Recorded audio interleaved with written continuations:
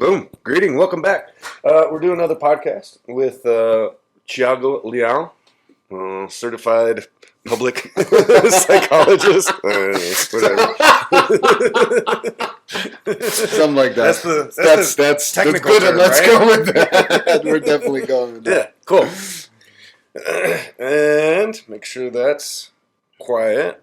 That's quiet. That's quiet. Yeah. First return guest, may I add? First return guest. First return guest.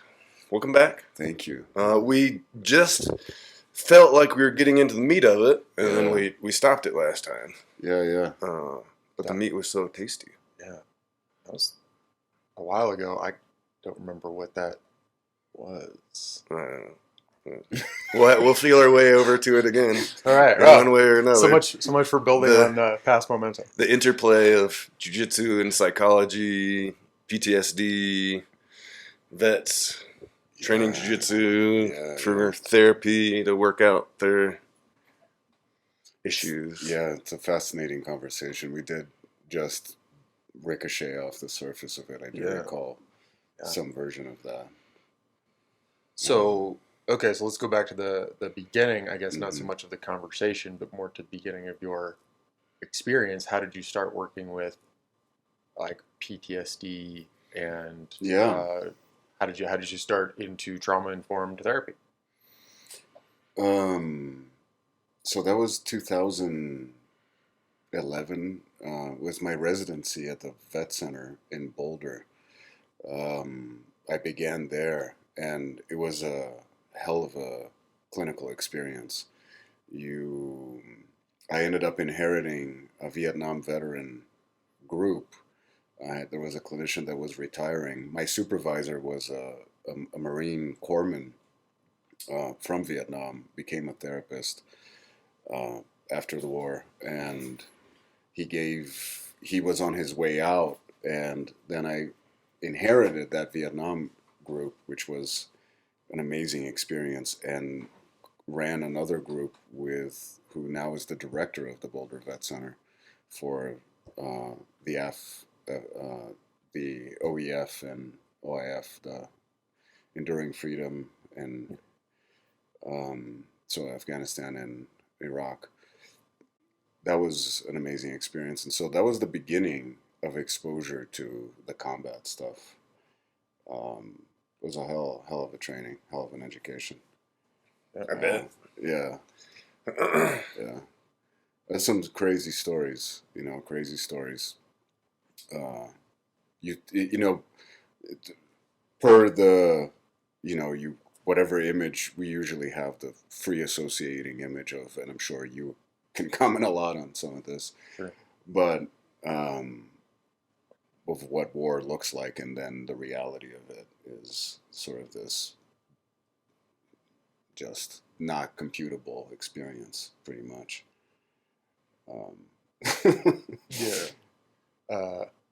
I mean, fortunately, I avoided direct combat, which is kind of awesome. I don't regret that at all. No, but a lot of my very good friends and a lot of the way we just did business was really informed in like how war really goes and how people have to recover afterwards, and I mean, so the beginning piece is you're kind of preparing to be traumatized. And in preparing to be traumatized, you get a sense of like what, not even what it's going to be like, but like how broken you could be.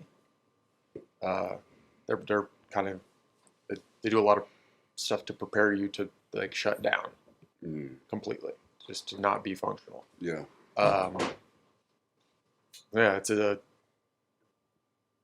don't know, not a thing that I would like to experience, and I have a better idea than I think lay people, but still. And you're bringing up the point that sort of I think inspired, and eventually through, it was in there, right? The combination Brazilian Jiu-Jitsu entered in my awareness somewhere along the clinical training. It because my supervisor, his name is Denny Sadlak at the time, he was also a PT guy, and we would talk a lot about physiology and a lot about what's happening.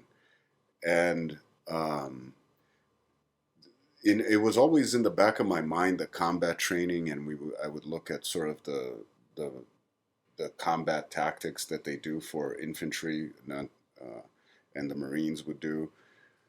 And there's a lot of Brazilian Jiu-Jitsu baked in to that, and I was like, oh, this is interesting. But you're speaking to sort of like the conditioning that happens in training the the on switch for what that experience is going to be. And it wasn't much later when I was working in the police force in Longmont that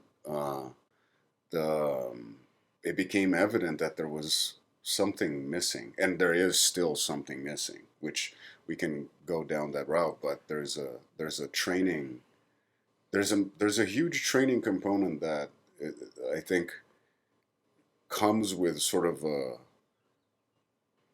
an adaptability that Brazilian Jiu-Jitsu provides, that flexibility that that sort of, I think, a white belt will discover at the end of his first year, or somewhere between 6 months and a year of training, that it's possible to start to relax and still feel protected, Sure. And that does something. And there's something about, and we can get into sort of a whole conversation there, but that does something to help someone feel, I think, capable of digesting things that happens to them, traumatic events that happen, actually assists with that. And then when that thing is not there, it can go. It ends up being a bad I mean, it's a bad experience. It's not going to be. Sure. It's not like there's no way to put this in. This is going to be a good experience, but so yeah, there's a bunch of threads there. Learning how to relax while under threat, while someone's trying to choke you unconscious, can help you process traumatic events. Is that what you're saying? That's the premise. Yeah, Uh, that's the premise. Well, I think that that bears out, at least in my reckoning, in that, like, get comfortable in jiu-jitsu, get comfortable in the bottom of a mount, getting choked, getting squished, getting that claustrophobic feeling. You kind of develop, okay, I've got that little seed inside, where you're like, okay, I'm calm, I'm okay, I can go back regardless of what else is happening. And then you take that same kind of inner ability into whatever your next thing is. I've definitely Okay, what can I do to get out of here? Yeah. What are the steps? Can I move my arm? Can I bridge? Can I push? Yeah. Can I pull? And just having that kind of like that calm, and then recognizing outside things at the same time, because that's a skill. That's a thing you can practice too. That's right. Right? Like, oh, I'm under stress, but can I look at the clock and not die? Yeah. Can I, am I aware enough to know where my opponent's hands are, etc. And I've noticed this, like, in traffic, in driving a car, in like nearly having accidents or whatever, right? In the time that I've been training jiu-jitsu, like, car accidents happen slow now. Right? Like, oh, okay, shit, I'm going to run into something, or something is going to run into me. Like, okay, it's happening. I can see it. It all happens slow, and I don't, like, panic. I don't blink. I don't Hyper focus, huh? Yeah, right. That's all I did.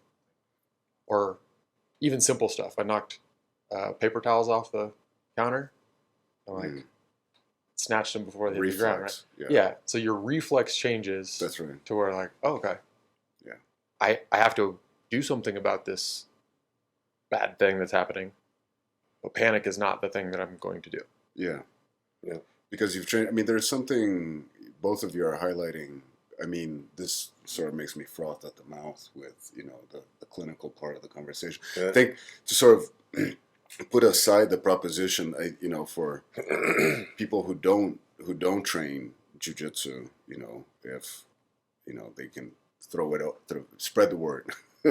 But it's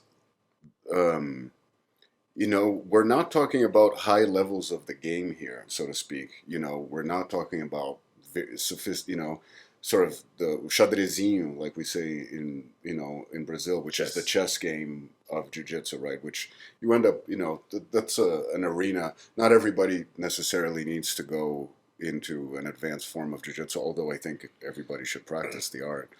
This is the nuts and bolts of the meat and potatoes of training jiu-jitsu on a regular basis. Yeah, and that very quickly, I think there is something that starts to happen, and so I think we're in a way to simplify some of the complexity here. I forget the name of the author, but he talked. It's the pyramid of competency, right? And the pyramid of competency starts at the basis with unconscious incompetence, and it goes from unconscious incompetence to unconscious mastery, right? So on the far other end, right? In between that is a lot of consciousness, right? So unconscious incompetence to conscious incompetence, right? You start to learn what you don't know, which is really the beginning there, where a lot of people have a hard time because they feel like they're getting smashed or whatever. Screw it, I'm out. So I'm out, because you're actually exposing the vulnerabilities there. And then it starts to translates into a conscious form of competence, which, mastery starts to develop. And then I can do an armbar. That's right. And then it goes into the unconscious competence proposition, right? This thing that happened to me recently in Denver, where this drunk guy was there and stumbling around and picked a fight with 3 different people, and then took 3-4 swings, and my heart rate just jumped a little bit and then calmed back down, because it was so, you can see it in the video, right? It was just, it's so clear what this guy is doing, and my body here we are again. And the last 15 years of practicing and playing and training and whatever was just baked in. And you raised something that's actually pretty critical in the notion that something in this actually allows physiologically trauma to get processed, because you don't, you somehow have a sense of, it helps you feel safe. We were talking about, joking about safety, but it's sort of, people can feel safe, and because they can feel safe, the traumatic, because trauma is sort of like you feel completely powerless and hopeless, right? That's the essence of the trauma itself, is that you don't feel capable of responding to the injury, to the psychological, the powerlessness. The powerlessness is a key part of it. A key part of the proposition, right? And so you don't even know how to approach the thing. Yeah. So you medicate that vulnerability. You create all sorts of neuroses right there. I mean, it becomes very Freudian, so to speak, because you just become neurotic in relationship to the original wound. And if nobody tells you that there's a way to go, I mean, that ideally that's what therapy does, right? Is to create a healthy environment so that people can touch the thing and not panic, and right. But can you? I mean, you can see how Brazilian Jiu-Jitsu goes hand in hand with this here. Yeah. There's a agitation. It's going to bring that stuff up. Yeah. Kind of naturally, because you're being choked, you're being squished, you can't breathe, you're pushing yourself to exhaustion. And it would seem counterintuitive if we're talking to people who look at Brazilian, right? There's a lot of, I think the legislative in New York right now actually passed a law that bars a lot of things that would seem commonsensical to hold someone down, right? And for law enforcement, for instance, and it's a very, you can't, if you look at it from the outside, Brazilian Jiu-Jitsu is like, what are they doing? Or what is that? How they're is murdering that, how is that helpful? Or any kind of things. And it's sort of like, no, actually, a rear naked choke is, I mean, the amount of, Henner Gracie talked about this in the Sam Harris's podcast, but the amount of people that would be dying in Brazilian jiu-jitsu schools across the world. Well, Every practitioner every day. Like if the rear naked choke was, I mean, the level of precision and control you have with that choke, I mean, it's right. It's Well, and then honestly, like the way the choke works, to kill someone, yeah, you have to go way past way past. effective. That's right. Right? The choke will be effective in less than 30 seconds. they go unconscious. Right. Their body goes limp. All right. You And then have to keep if you- squeezing. If you let go, they don't die. Yeah. Like they do in the movies. When they go limp, they're dead. Right. In the movies. But that's not how it works out in real life. No. They go limp, get a and big then old you have to snot continue bubble. to choke them for a long time. Yeah. And then eventually their brain or their nervous system or whatever just gives up. But Yeah. it's not fast. No. Yes. Kind of gotta. Yeah. But you know, that kind of going backwards a step, that made me think some of the power and control that we develop from practicing jiu-jitsu is from addressing direct danger. Right? It's not just, can I keep myself safe? Right? Because we're always practicing, okay, I'm going to keep myself safe in this position. I want to go to a better position. I want to, move away from danger, etc. But we also have a goal. We have an objective. And we're not going to get that objective unless we put ourselves in danger, unless we accept the potential for that danger and say, okay, I have my 6 moves and my 2 defenses, and I am going to try to tap that guy out. I accept the danger that he's going to also try to tap me out. And I think just that, once you accept that situation, it goes a really long way in changing your mentality. Yeah, I mean, that environment is key, right? The exposure, the play, and the fact that it's I mean, you break down this is why I get passionate about this in a way, because you break down the art, and it's one of the most intimate things there is. You're sweating on top of someone. You feel the other person's heartbeat. You know, you have to be sensitive to their sense of balance because, it's a slight shift, can get you safer, or it can mean that you get the position. And so that requires you to be in a state that is sort of in a place of like openness. I mean, to me, this goes into sort of like partner dancing or sex even, or Those are good corollaries in some way, for comparables sure. in a way, because but it's a fight happening. It's like, and that it's like, wait, how does that? No one told me that when I was gonna walk into, like that kind of thing. Yeah. Or this is why it's so complicated too, to put it in as I think a treatment modality, if you will, because it's sort of like a by proxy benefit, right? The anecdotal benefit is clear. I mean, martial arts, thousands of years, and anybody, and the amount of law enforcement and military people who practice Brazilian Jiu-Jitsu all speak to the benefits of it. So it's like, do we need to reinvent the wheel to formalize this as a mode of training, right? It's sort of like, like law enforcement, for instance, is my opinion, but it's part of the way that it needs to be conceptualized is you got four 12-hour shifts, 4 10s, right? You work 4 10s, and one of those shifts is going to be training. You're going to come in once, and you're going to do yoga, you're going to do meditation, and you're going to do Brazilian Jiu-Jitsu, and you're going to train. You're going to practice, right? But Would be ideal. Yeah, right. And that's a way, because we want, society, I think, as a whole expects that, like a law enforcement or an EMS person, or even I think a soldier, is like the combination of what you two guys can do on the mat as black belts and what I can do clinically in the office. It's the combination of like that level of skill and mastery over the art, and a psychologist. Okay, that's like, you can't expect that from a human, right?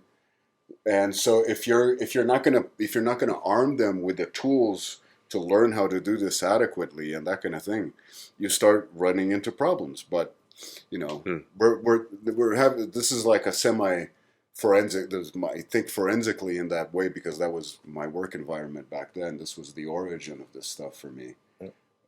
And there's a translation for this therapeutically for really anybody, honestly. I think the self-defense component of the curriculum, or all these other things.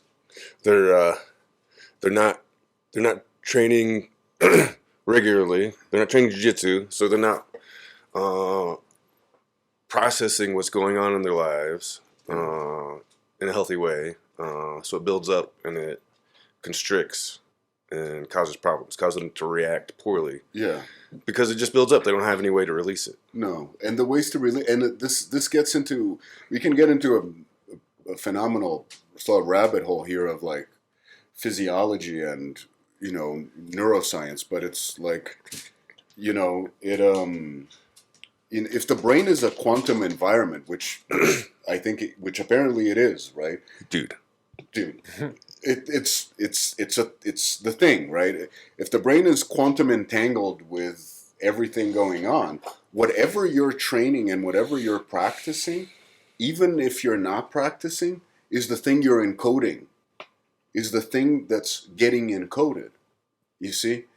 So it's like your mood is getting encoded. You're conditioning your whole system to respond to reality. What you practice is what you become. What you are what practice- you eat. Yeah, and if day to day you're not All of the things you eat. all of the things, Mm. exactly, right? And if you're not moving into something that, like, actually, the way that you're saying, the beauty of the jiu-jitsu situation is that you get thrown into a risk environment that's somewhat that's safe.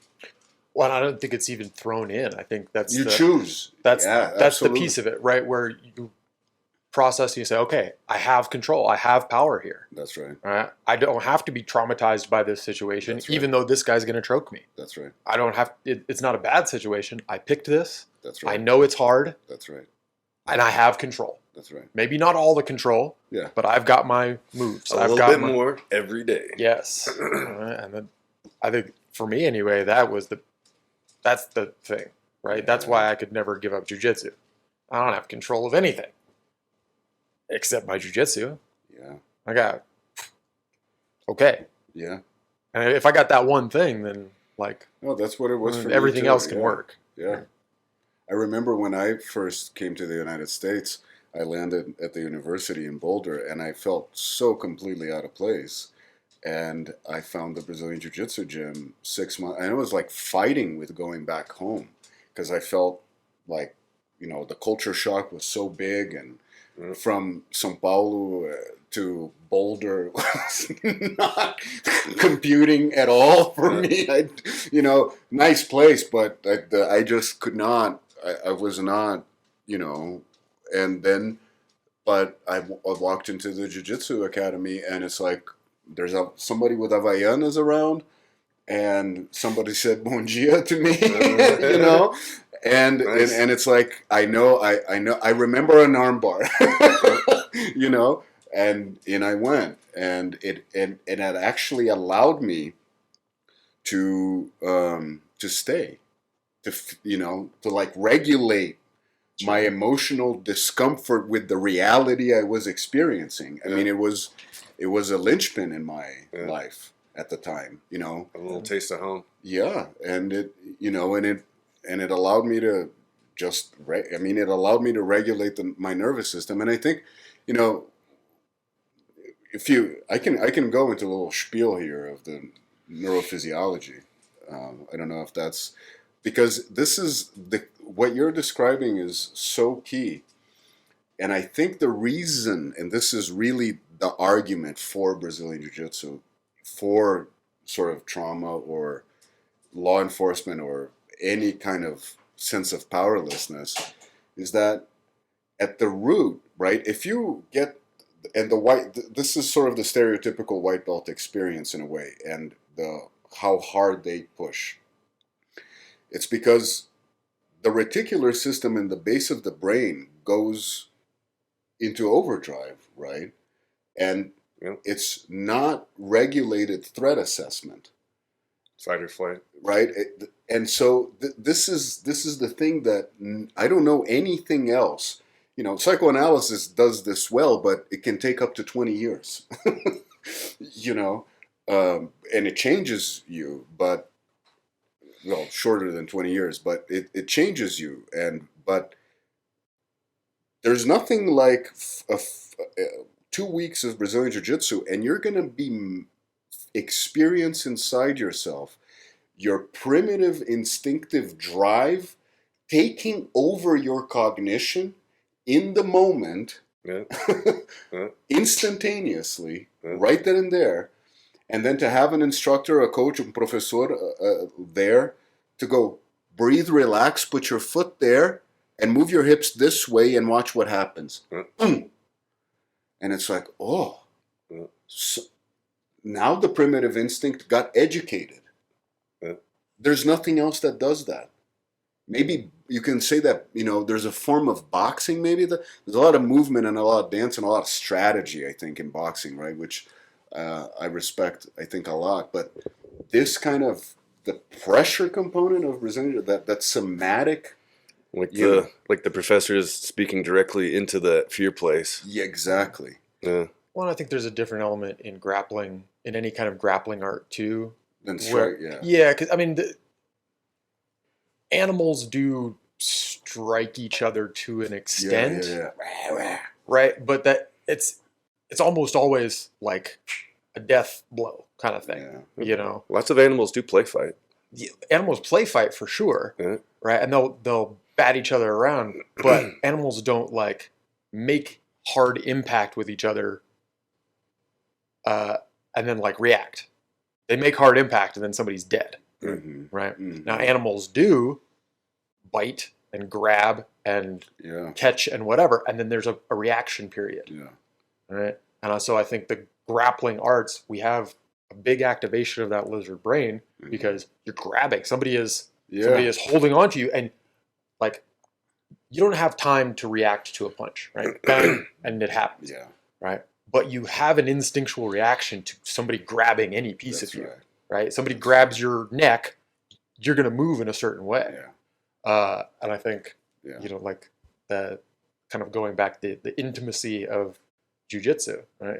It's more intimate and more instinctual. More it goes to the core of the primitive drive. I agree. And then you get to learn from the core of the primitive drive, and over time, right, in the more advanced side of it, it becomes so much about your capacity to put the technical component inside of the strategy, and you have to be thinking, right? It's like you're actually thinking. That's the chess of it becomes so beautiful. In the middle section, you have to be thinking, right? But then at the end, you stop thinking, right? And then it becomes, I think that's where it's like spiritually transformative, even.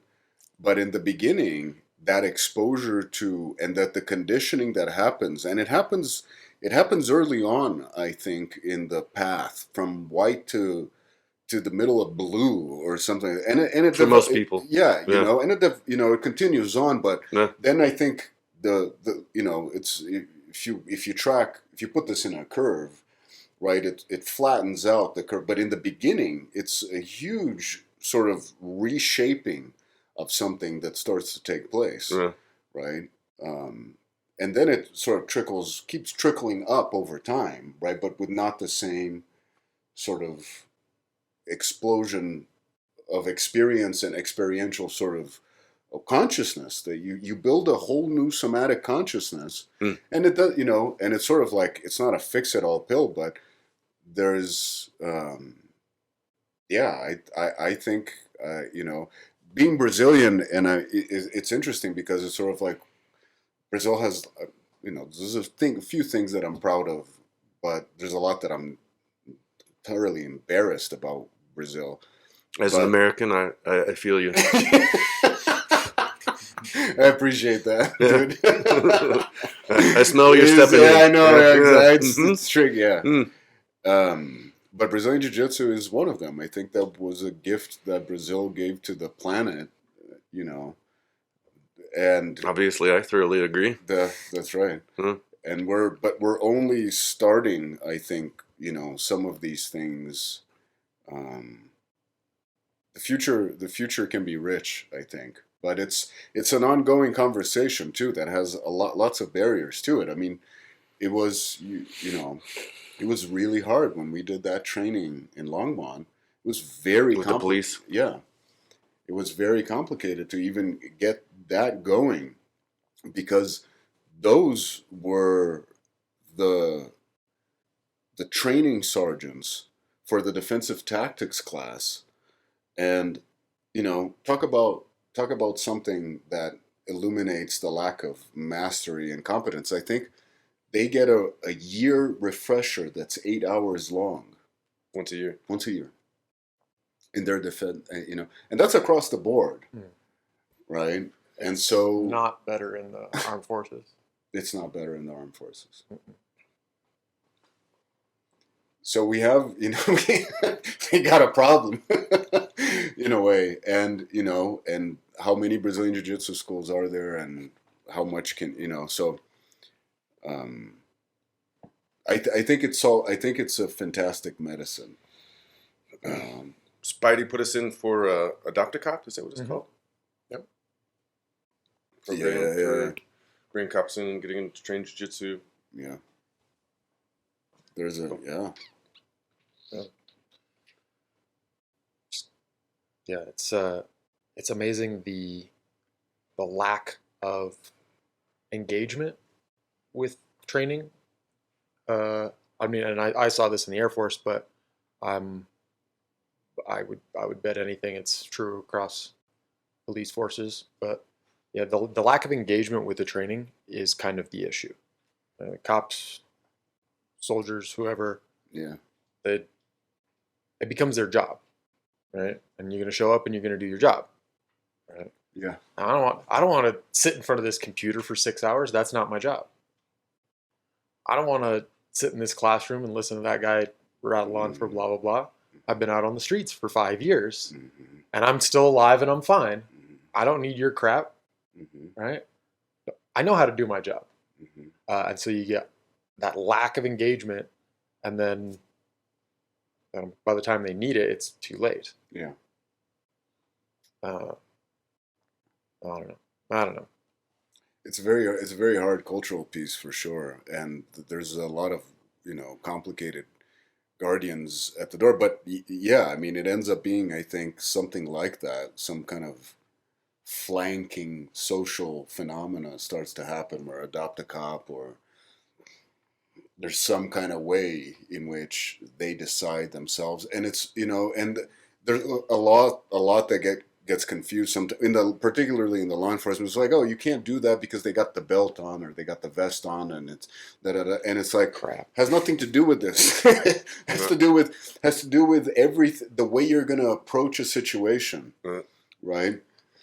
And the way that you're are you on hyper command? Alert, Yeah. or are you relaxed? Your command presence, yeah, and that your command presence is going to be entirely different. And we've all been in situations where it's like, I should probably not fuck with that guy, where you feel it, and and that does something to the situation. That sort of command presence can de-escalate the thing in and of itself. But if you're in a state of fear, and granted, there's a lot of if the person is psychotic on meth, drunk, or coked up, they're not going to respond. But then you're armed with a lot more competency than just a gun. I have a friend, a good friend of mine, and he and I are about the same build, about the same size, and he, for years he would talk about, like, when you'd go to the bar, and there'd always be that one guy at a bar that would just have to mess with him because he was pretty big, he's pretty tall, has pretty strong presence, and he's like, he's like, because I'm alpha, that's not exactly the wording he used. Mhm. Someone feels like they have to test me, and I'm like, man, I have the exact opposite experience. No one ever messes with me. Yeah. Right. Because I'm relaxed. My hackles aren't up. Like I don't overreact to anything, and those people just walk right by me. Yeah. Which is good kung fu, right? It's sort Yeah. of like you win the fight by not having one. Yeah. Yeah. In a social I'm like, environment, dude, that's what you want. I'm like, you're putting out those vibes. Stop it. If you don't like that, stop it. Oh. Yeah. And that's a skill. That's a significant skill to learn and to internalize, I think. And I mean, this does go. I can geek out on Freud here for a while, but it does go to the aggressive instinct and the proclivity of the human to go and enact the aggressive instinct, right? And you mix it with 3 beers, Yeah.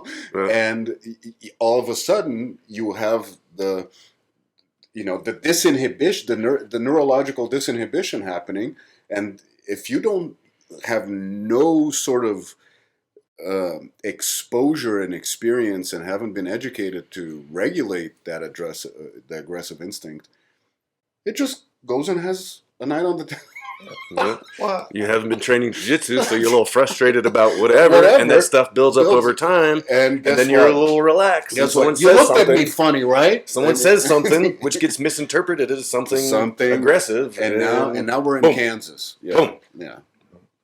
yeah. Meanwhile, you go to the gym and know exactly how tough you are. Yeah. You would know exactly. Right. You would Exactly how tough you aren't. right. Also, Yeah. And then when you go to the bar, you have nothing to prove. That's right. You already proved it all. You have a large file, a body of proof. no, You don't need to go prove it out on the street. no.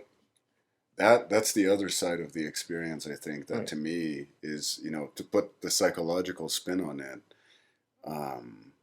the exposure to limit and how the exposure to your limit is a humbling, an appropriate narcissistic failure, that people ought to. It's the breaking of grandiosity. Yeah, it's a mental touch on reality. Yeah, It is exactly this. It is right psychological. It is, and that is profoundly psychological. I mean, that to me does elicit a lot of the sort of psychoanalytic level of this, because you bump into limit, and the minute you bump into limit, of course, it's like, oh, the range of my autonomy is reality, Yeah. and it is. And the reality, right? And you can have all the grandiosity you think, whoever you think you are, whatever. But then reality, and I mean, it's a functionally safe space to have that experience, Right. right? And then all of a sudden, you might think again about your attitude on the outside. You might actually have more empathy for a lot of stuff, which you would normally not.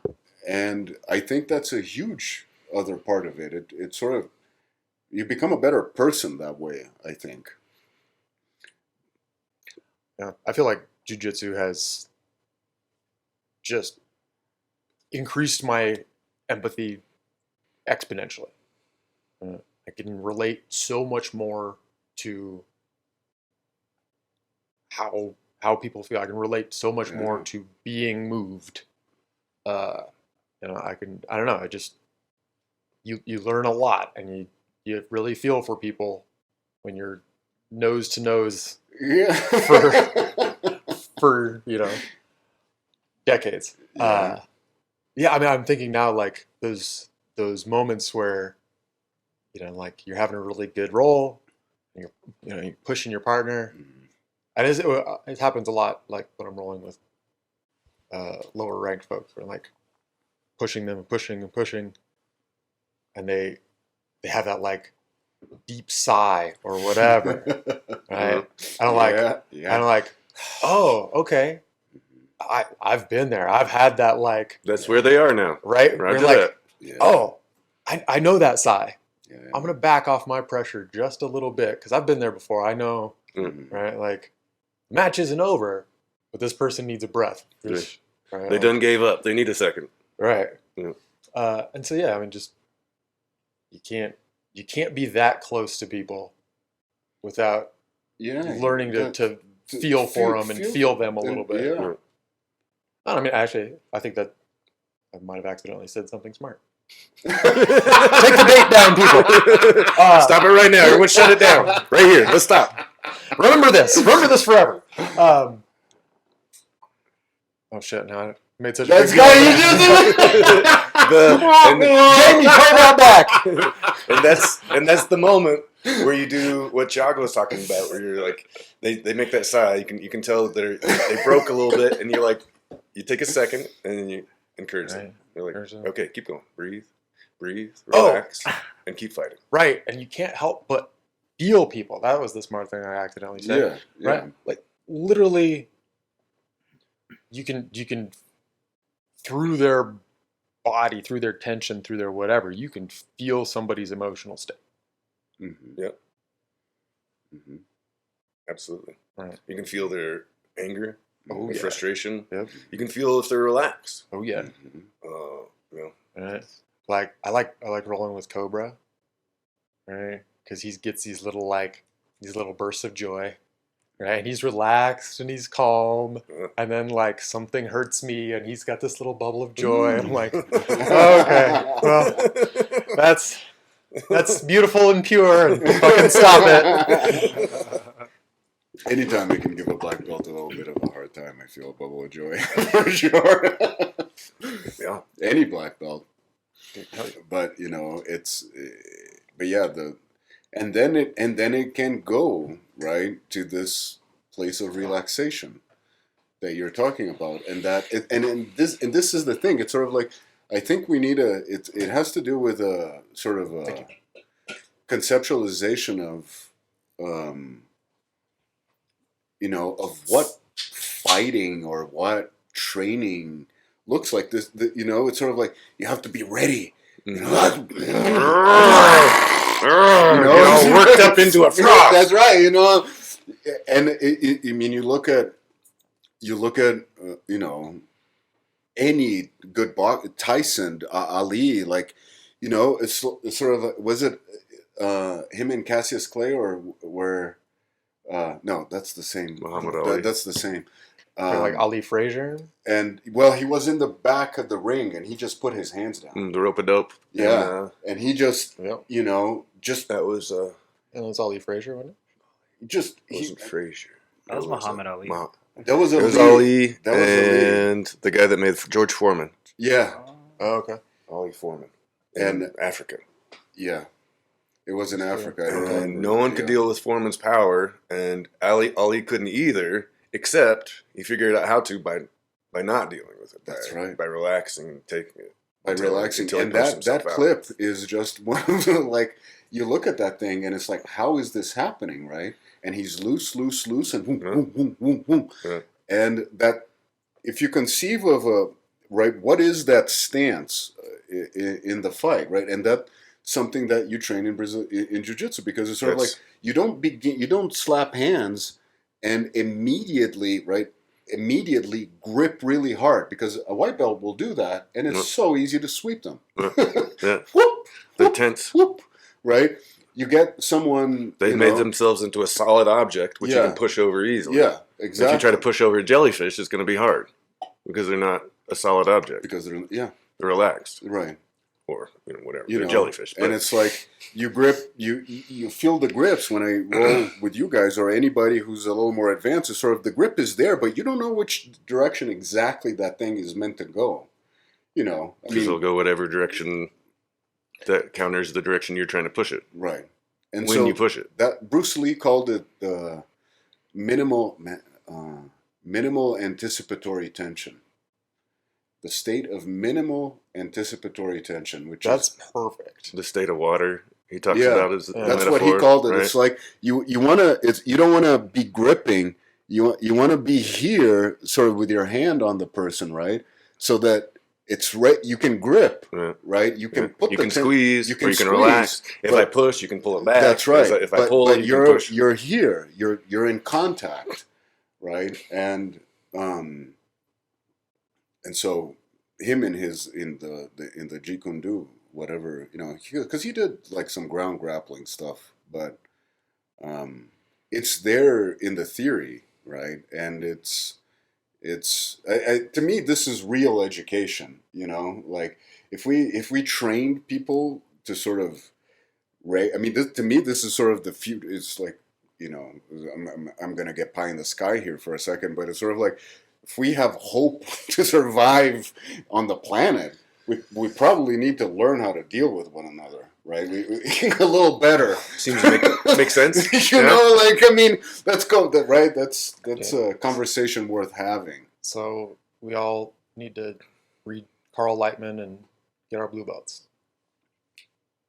Well, who's Carl Lightman? Yeah. He's the face guy, the primal emotions. Oh, yeah. And micro expressions. Yeah.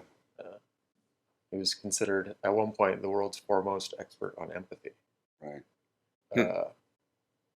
Yeah, like the universality of emotion is all his study. Yeah, and the How to facial release. expression. Yeah. Extreme empathy through grappling. Extreme empathy through. You're hitting some notes today, Professor. I almost tripped up on my tongue a little bit on that one, but I'm glad this is being recorded. Yeah. Because extreme empathy through grappling. There you Yes. go. Because that's what it is. It's sort of like, instead we in schools get everybody to, it's like learn. It's not even learning. I mean, it's sort of, it shouldn't even be called learning. It should be called information encoding, right? Information encoding, which is what it is. You encode it into short-term medium memory to regurgitate it on the test, right? Mm-hmm. And so you're testing how well you are encoding information you're testing the memory block. Yeah. from the What this has to do with learning, I don't know, but it is what we're doing, from the teaching side, they call it banking style education. Banking style Yep, education. right? The teacher deposits all that knowledge, and at the end of the semester withdraws it all back. Right. And then who has it? Well, it's still me. Right. They just brain dump, whatever. And it's kind of how the American school systems have worked for a long time. It was originally designed to make people good workers in a factory. Mm-hmm. Sit there and do the same thing over and over again, just like sitting in a classroom. Not designed to teach people how to think, or grow, or learn how to deal with other people. And Some dealing with other people. Yeah. Because you're all in a box together. Yeah, I guess in that way. Yeah, or shut down, right, to not deal with them. But I mean, to your to the jiu-jitsu, I mean, how many different ways of learning are there, right? This is a thing in education too. It's like that some kids learn kinesthetically. Yep. I mean, for God's sake, they need to move. You can in a classroom. I kind of feel out. Some people do really well when they feel the move, and I'll pick them and use them as ukis more often. And some people really need to see it. Like they can feel it, but then when they go with their partner, they can't do the move because they need to see it. That's right. And you'll get a feel for those students on both sides over time. Yeah, right. And you're right. And so that's where we standardize things and it's interesting, right? Because this thing has Brazilian Jiu-Jitsu or Jiu-Jitsu itself, if you go back long enough, I mean, not to romanticize parts of the ancient world, which I think is sort of intellectually dishonest in some level. It was brutal. And that's and the samurai and all this stuff. But you wanted to train back then, and it's like you had to train in sword fighting, horsemanship, archery, close quarters combat, jiu-jitsu, and boxing. But then you had to do literature, philosophy, calligraphy, flower arrangement. You had to have a sense for the aesthetic. Poet warriors. Yeah. Yeah. Yeah, but they didn't have TV, so like lots of extra time. There is that. There is. No Twitter. No YouTube. Oh, man. No Yeah. Facebook. Yeah, so they were like, No TikTok. yeah. They Yeah, wasted a lot less time. there is that. Or yeah, maybe they didn't waste less time. They just wasted it No, on different no. stuff. I mean, that's Wasted it a whole differently. other. Yeah. I'm sure they did waste time. I'm sure laziness was a thing back then. Well, they got all those you know? poems about sitting next to a river for hours on end or something, Yeah. you know. So that's They did invent beer. And sake. Those things did happen a long time ago. I mean, the monks invented beer. I mean, why did the monks invent beer? I mean, The monks. the Tripel Fuck, monks. they needed it. They needed beer. If anyone needed beer, they did. Yeah. kind of. Yeah. But yeah, so it's a fascinating conversation, and I think and it translates outside of the realm. It goes into sort of day to day for anybody, right? I think I think it has a clinical application. I think you said it sort of en passant, but that people should learn about affect regulation a little bit and learn and get their blue belts. I don't, I think that would help a lot, actually. As a sort of a form of, because you're walking around with a nervous system, whether you want, you're on the planet, Yeah. you don't know exactly how you got here, how you got invited, right? That's my view is sort of existential there. There's no manual about how to do this thing. There's no, it's sort of, this is why the existential is called the absurd, right? It's sort of, you're here, you're thrown. No. Here you are. Figure it out. Welcome to the planet. And now apparently there's this thing called the nervous system and it's operating in all these ways. And it's probably a good idea to learn how it works a little bit. You need to exercise. You need to move your body. Right. Uh, You need to learn how to breathe properly. You need to Yeah. learn how to calm down. you need to learn how to focus your mind. And you know what focuses the mind real easy like? Instead of like sitting and meditating, which you have to practice over and over and over again. When someone tries to choke you, you become supremely Really focused focused. on not getting choked out. Imagine that. Weird. Yeah. Weird. I really don't want this thing to happen right now. Let's see if we can figure out how to get out. Yeah. Let's breathe. Let's think. Taxes? now? No, not anywhere there. Not thinking about No. that shit. When was my kids play again? Nope. No. Can't be paying attention to that All shit. that pushed out of the brain, you become supremely focused on this moment. Yeah. Right here. So, kind of talked quite a bit about police and military, and I think there's a whole other group that could really use some insight, and that being just your average person who has experienced trauma Mm-hmm. and wants to do jiu-jitsu. Mhm. Because I know that can be very difficult. Mhm. I mean, it can be very difficult to like start that process. Coming into a jiu-jitsu academy for the first time, it's got to be intimidating. Yeah, I You mean, know? it's intimidating if you are, A black belt. well, yeah, and if you've had 3 square meals and a good night's rest and a happy childhood. If if He's hitting some chords today. Right. if something bad has happened to you, it can be that much more intimidating to start any process, really. But to start jujitsu, Yeah. how could we encourage those folks? How could we get those folks that maybe really need some jujitsu because of past events to get into it? It's a fascinating question, and it brings up for me the pandemic. And I'll explain that. During the pandemic, clinical practice went virtual, right? And so in the beginning of it, I personally had a difficult time with the adjustment myself. it was sort of like, how is this, the composition, the framing, the situation is entirely different. Over time, I adjusted my attitude. Less intimate. Yeah, well, it Less engaging. if you the likelihood for distraction is much higher. Yeah. And there's certain sort of, day-to-day difficulties. It's sort of like, people have their kids in the next room, or they're having doing it at their house, and they're having an affair, and they can't, sort of talk about it, or then they need to go do the phone in the car and put it, where do I put this damn thing? And then it falls, and, and then somebody's walking by and they're having sort of a break. So it doesn't, the context,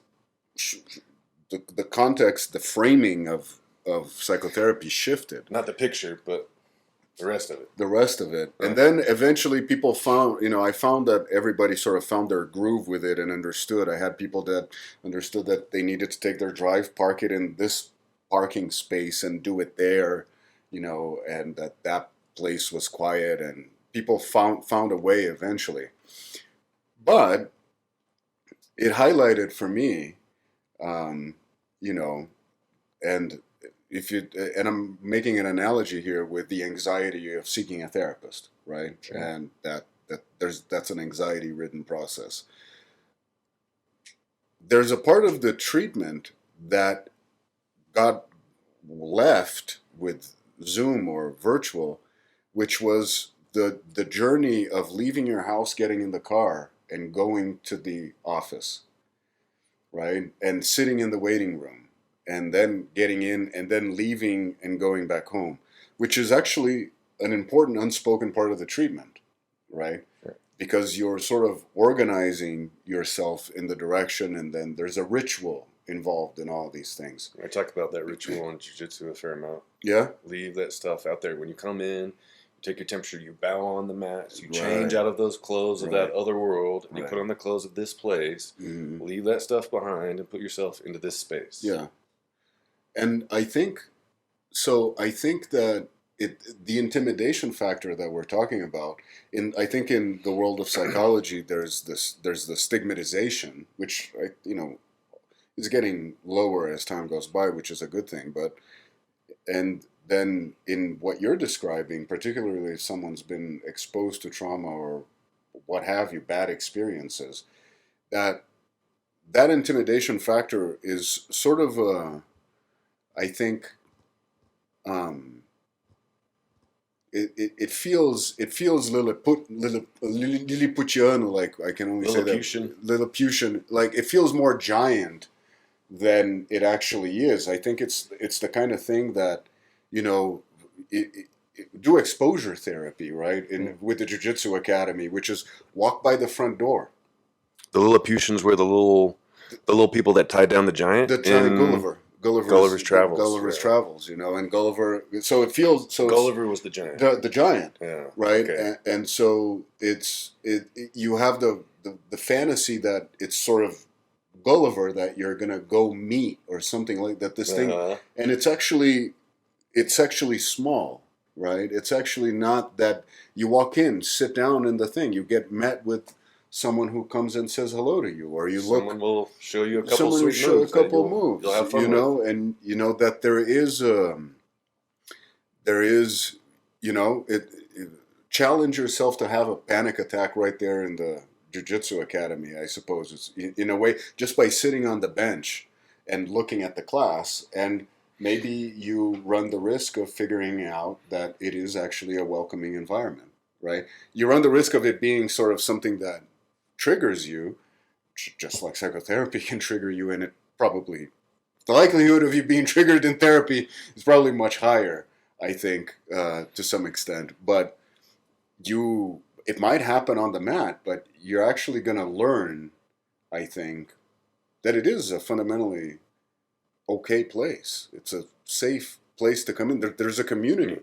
It's sort of the camaraderie, right? That gets built inside of that context, and that kind of thing, and that people I've never experienced. I mean, even when I started in Brazil, when I was 16, and there was like a lot of fighting between academies and things like that, you were still welcomed in wherever you showed up. You know, and that it takes an act of courage, I suppose, and I think that act of courage can be pretty defining for someone in the beginning. But hopefully they listen to something like this or hear, you know. And I mean, you know, there's, you know, there's a jiu-jitsu combat, all this stuff around it, and it is about that. But this other side of Brazilian jiu-jitsu, which is about developing empathy, that's actually baked into the thing, you know. I mean, it teaches you how to do MMA, and it teaches you Learn how to deal with your emotions and learn how to deal with their emotions and your emotions interplaying together while they're trying to choke you and you're trying to choke them. right. There's something to that. And then immediately after direct confrontation, you still have to be in the room with that person. That's right. You slap hands. Right. You probably laugh. Right. Ideally, yeah. You might even hug. Yeah. If everything's going well, then yeah, you get along with that person and everything's groovy. Yeah. But I mean that too is a huge lesson that we can take from jiu-jitsu, in that a lot of other conflicts, we have a conflict, Yeah. it resolves, and then we go away from each other, Yeah. and you know, we don't have anything to do with each other anymore, whatever. Yeah. Here we have our play conflict, and then we discuss it with each other and figure out what we learned from it, and Yeah. you know, you take your wins and losses and your successes and failures. Cool. Yeah. You helped me learn this lesson. Hey, I got you on this one. Yeah, you're friends with the people that. Well, you're friends with the people that initially scare you, and then you're friends with the people that beat you up the most. Yeah. Yeah. So I mean, you know, you're going to get challenged for sure, right? I mean, that's sort of Hopefully. baked into the situation, but that you need the challenge to grow. You know, therapy is challenging. Yeah. If you're too comfortable, you won't grow. You won't grow, but the challenge does have to be made in a certain way. That's true also, and that's, you know, clinical practice specializes in what kind of environment does that person need, what kind of challenge does that person need, right? And it changes sometimes minute by minute. Your jiu-jitsu, the way you train, the way you attack or defend, the pieces you pick up are as personal, like it's your fingerprint on the mats. Like, you can see how you process the world, how you think about problems. Yeah. You can see that how they train. Yeah, and it's very personal, right? I mean, the way you can't hide who you are on the mats. The game, yeah. You can't do it. Yeah. You are who you are on the mats. If you're spending energy trying to hide that, then you got bad jiu-jitsu. Yeah. You just have to be you. You have to deal with it. And get a little bit better every day. It's sort of, there's an understand. We're getting into philosophy here, I suppose, but you can have an understanding of courage, right? It's sort of the proposition that somehow courage is not the lack of fear, entirely devoid of the experience of shaky anxiety, fear, right? That you're going to eliminate. You know, and yes, there are clinical forms of anxiety that paralyze people. That's, you know, but that's don't go to. You need something else. But the other range of anxiety, that you're not going to feel it in the beginning. No, you're going to feel it all. If you have an acute trauma, if you have a broken leg, you need to put a cast on it. You need to protect that. That's right. But once the break is healed, you need to take that cast off and stress the leg, right, so that it can re-strengthen, so it can relearn how to be a leg again. You can't continue to keep it safe and cloistered and hidden away. That's right. And the same for your mind. Yeah. Right? Yeah. If you have an acute trauma, you do need to deal with that. Yeah. Jiu-jitsu may not be the place for it. Yeah. But it very well may. Yeah. Very well may. The likelihood is probably is. But is. Yeah. you know, like there are cases where no, for sure. I mean, absolutely, and it's not a panacea, but it is an important tool. Yeah. It's clearly an underused sort of. Once the break is healed, get back out there and Yeah. stress it, and Yeah. grow it, make it stronger. And so, spreading the word, like, sort of like people talk more and more about it. They couldn't pronounce jujitsu a while ago, so it's an evolution, right? Jiu-jitsu, Ju-ninjutsu? I don't know. There was a month there where every time I told someone I trained Brazilian Jiu-Jitsu, they said, "Oh, you train capoeira?" Yeah, I remember that. It was like a month. Every different people. That same line, and I'm like, motherfucker, did I say capoeira or did I say jiu-jitsu? What words did I use? I remember that. Because I remember saying jiu-jitsu. I know. I remember that. Do you know capoeira? I know capoeira. It's not. Ay, caralho. You got the right country. I'll give you I got I'll the ass right here, there. I'll give you some credit. It's the neighborhood, I suppose. It was happening there. No. Yeah. Training jiu-jitsu to berimbau music, though, that's something I remember that in a while. It'd be fun. Because in the academy, in Ryan Gracie's academy in São Paulo, there was a capoeira was happening in the same. It was a big studio, right? Mm-hmm. In the big gyms in Brazil, they have capoeira. There's weightlifting and then the swimming pool and whatever. Yeah. But then there's capoeira classes too, right? Yeah. And so in the studio, sometimes they're doing the berimbau and like and singing and stuff, and you can be rolling next to them, and that was pretty cool. That sounds nice. Yeah, put some capoeira music next time at the Porrada. I got it. So why doesn't our martial art have more singing? Yeah. I feel like we're missing out now. Yeah. We need a band there playing while we're training. Obviously. Why not? I know. Why is that not a thing? Yeah. So. Okay. All right. I feel like we got into a groove there for sure. For sure. Hmm. We are kind of running up to our limit here. Well, let's do this again sometime. This was fantastic. Yeah. A lot of fun. There's a lot of places to explore this. Yeah. Actually, I think that's a great place for the audience out here to get involved, get engaged. Like Thiago is an expert, folks. Ask smart questions. We can get Thiago back to answer those smart questions. Leave some comments. Reach out to us in whichever ways you can. You have that friend that needs jiu-jitsu in their life. Get him in to train. Yeah. Or at the very least, share this podcast with him. Yeah. That's a good step one. Yeah. And hey, if a friend sent you this podcast, 950 Santa Fe, come down, train jiu-jitsu. 950 Elgin Ave. Right. Huh? Boom. Boom. Boom. Thank you for having me. Yeah. Thanks Thanks for for coming coming in. That was great. All It right. was great to be a fly on the wall for this one. So. All right. Break on 3. 1, 2, 3.